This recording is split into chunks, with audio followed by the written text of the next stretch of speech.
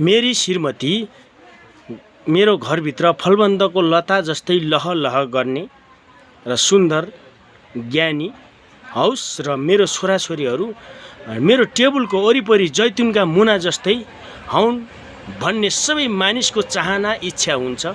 त्यही भएको कारणले गर्दाखेरि मानिसहरू 40 डिग्रीको तापक्रममा पनि उहाँ विदेशमा काम गरेर मेहनत गरेर पैसा पठाइरहेका छन् र हामी पनि सबैजना त्यसमा लागिपरेका छौँ।